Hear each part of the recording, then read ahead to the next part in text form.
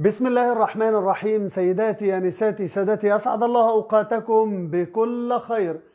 من أقدم ملاعب الكرة المصرية وتبديله خرج اللاعب رقم 9 ونزل اللاعب رقم 33. خرج محمد هشام ونزل اللاعب 33 اللي بيلعب كرأس حرب. السكة الحديد في مواجهة بتروجيت، واللقاء اللي مازال النتيجة التعادل السلبي 0-0 بين الفريقين. الأسبوع الأول فاز فريق بتروجيت على كوكاكولا بثلاثية نظيفة. على الجانب الآخر استطاع السكة الحديد أن يحول تأخره بهدفين مقابل التعادل الإيجابي أمام ترسانة. اتلعبت الكرة في الجانب الأيمن لفريق السكة الحديد اللي بالألوان الخضراء، وتقطعت الكرة حلوة لبتروجيت. اتلعبت على حدود منطقة الجزاء ولعبها وتضرب ويقطع كرة قلب الدفاع. يلعبها لرمزي. رمزي بيفتح الملعب في الجانب الأيمن لرمزي محمد رمزي، اللاعب رقم 20، لاعب الزرق او لاعب اللي كان ليه صولات وجولات. حطها حلوه لابو سريع 11. ابو سريع بيلعب في الجانب الايسر ولعب واحده عرضيه، لكن بيطلع احمد عبد الرسول لاعب غزل المحله السابق احمد. حطها في نص الملعب لفريق بتروجيت علاء عبد العال، وصاحب اشهر الكوميكسات بقى اللي على التواصل الاجتماعي، يا ولد يقطم لجوه حلوه وعدى وحكم الساحه بيشير باستئناف اللعب، ما اداش اي حاجه. كانوا بيطالبوا بضربه جزاء. لعبت الكوره طويله لكن بيطلع حسام حسن.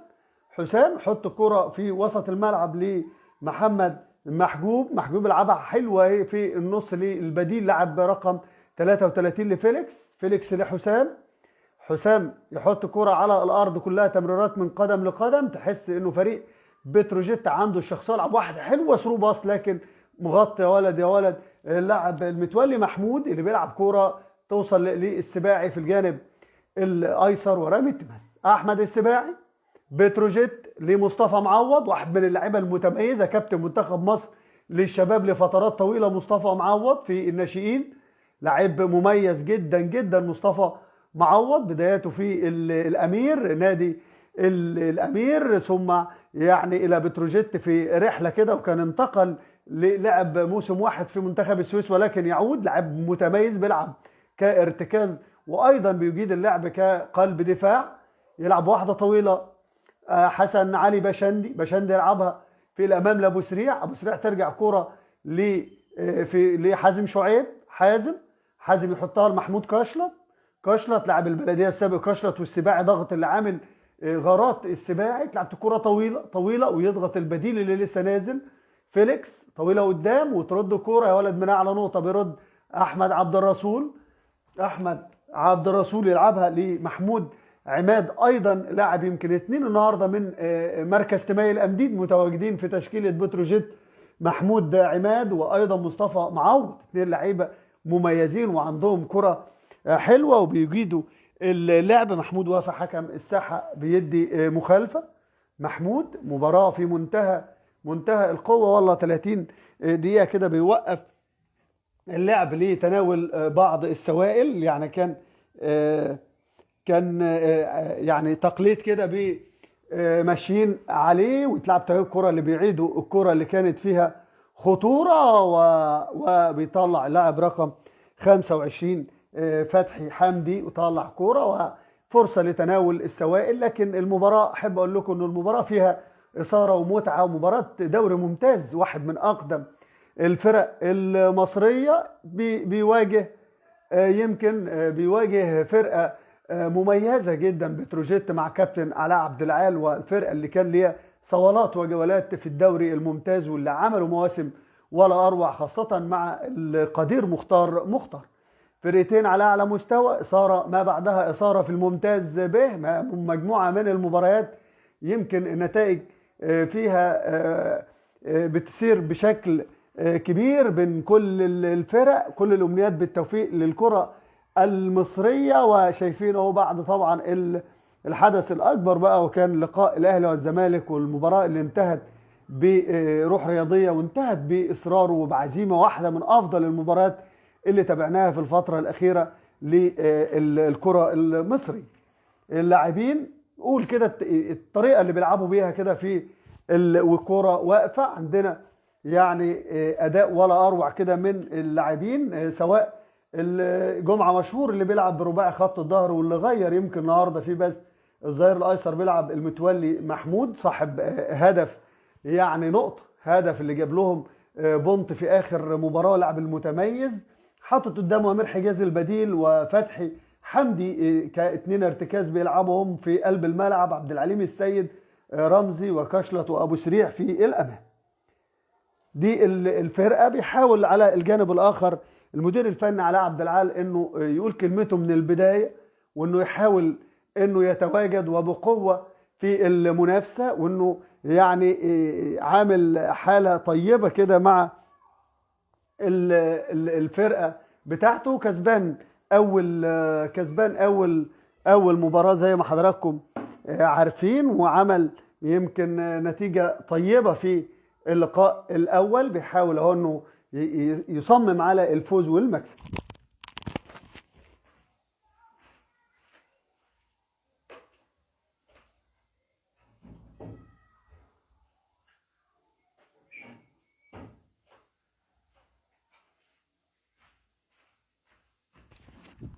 رمي التماس هيلعبها المتولي محمود، الجناح الايسر يلعب واحده طويله قدام تعدي كوره حلوه، حط جسمه كاشلت محمود كاشلت، صولات وجولات مع البلديه، يلعب واحده طويله. 35 دقيقه يا احبائي الكرام مضت من عمر واحداث الشوط الاول، والنتيجه لا تزال التعادل السلبي. السكه الحديد وبتروجيت كارت اصفر اول،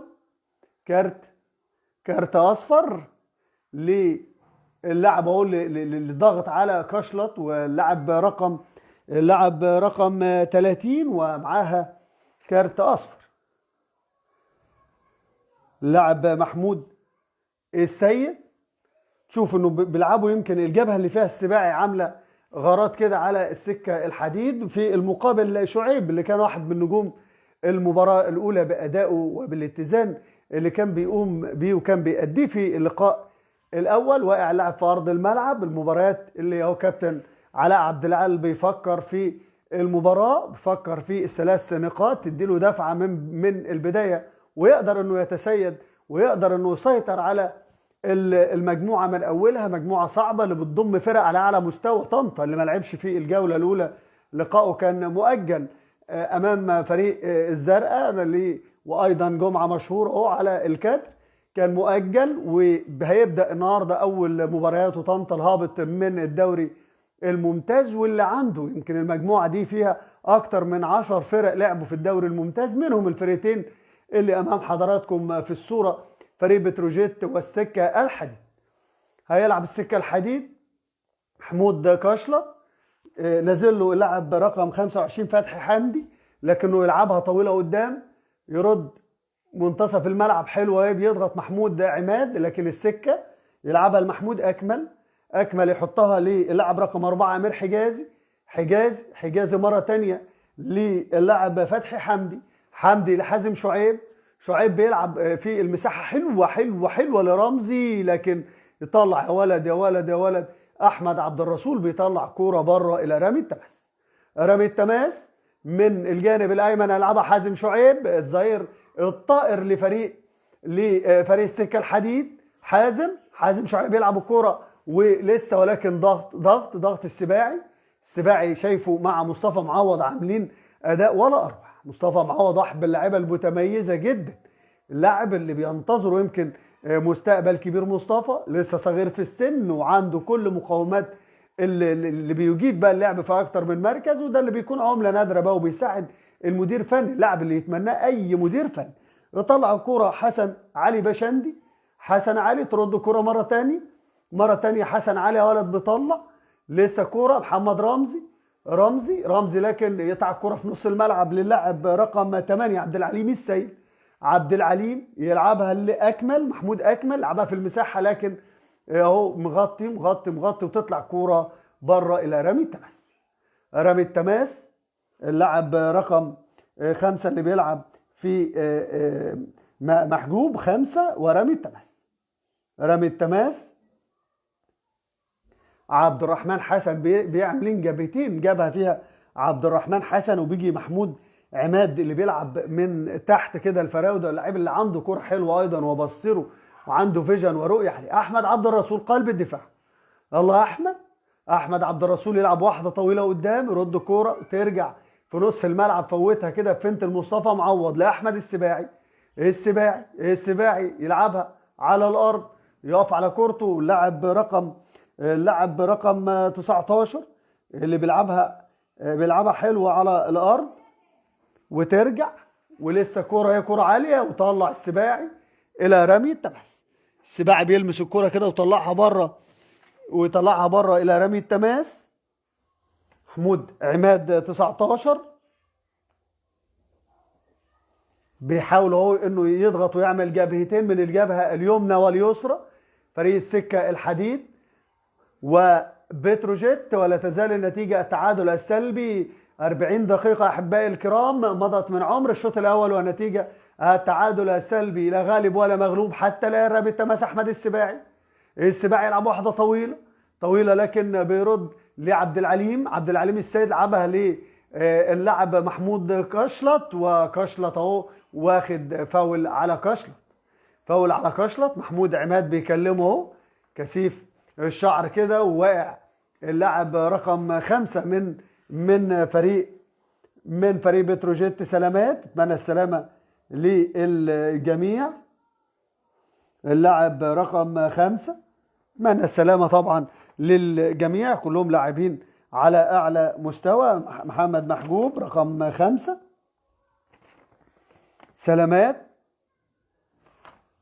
لعبها طويله قدام محمود عماد يا ولد، ولعبها عرضيه وتقلش الكوره وطلع الكوره بره الى رمي التماس من الجانب الايسر لفريق بتروجيت. هيلعبها الجناح الطائر، والله لا، السباعي اللي هيلعب.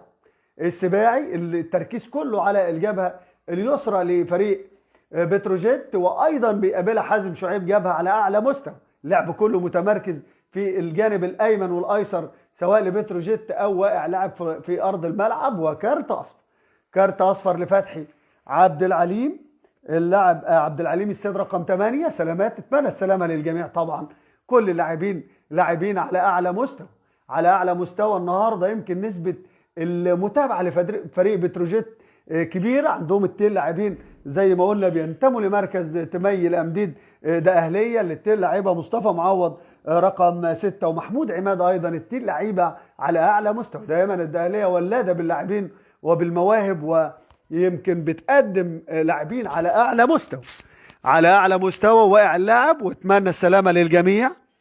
سلامات، وبيظبط الحائط البشري ابراهيم شعللها. شايف السباعي ومعاه فيليكس اللي مسجل هدفين في اللقاء الاول امام كوكاكولا، يعتبر واحد من هداف المجموعه حتى الان. فيليكس متوسط الميدان، والسباعي بيظبط الحائط البشري، وحازم شعيبه بيعطل الكره. حازم عبال ما اللعيبه كده ترجع وتتمركز في مكانها. واقف اهو سلامات. السكه الحديد وبتروجيت، والتعادل. و42 دقيقة أحبائي الكرام مضت من عمر وأحداث الشوط الأول، والنتيجة لا تزال تعادل السلبي 0-0. السباعي يلعبها عالية ويلمس وتطلع كورة بره إلى ضربة ركنية من الجانب الأيمن لفريق بتروجيت، اللي في الشوط الاول هو الافضل، هو الاخطر. لا بيبدل الهجمات كده من الجانب الايمن والايسر في مواجهه خط ظهر مميز بقياده المتولي محمود اكمل وحسن بشندي وحازم شعيب. اتلعبت كرة على الارض وترجع لمحمود عماد يرجع كوره، لكن السكه الحديدي خلصها كشلط.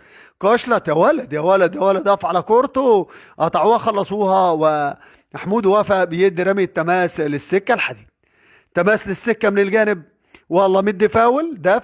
دافع من الخلف اهو. محمود عماد داخل بقوه كده على اللعب وبيدي فاول. محمود السيد ايضا لاعب رقم 30 بيضغط، لعب واحده طويله من اعلى نقطه مصطفى معوض، ارتقاء عالي مصطفى، ترجع كره في نص الملعب لرمزي اللي والله لعبد العليم، للاعب رقم 4 عامر حجازي اتلعبت كره حلوه من محمود كشلط ومعاه حسام حسن.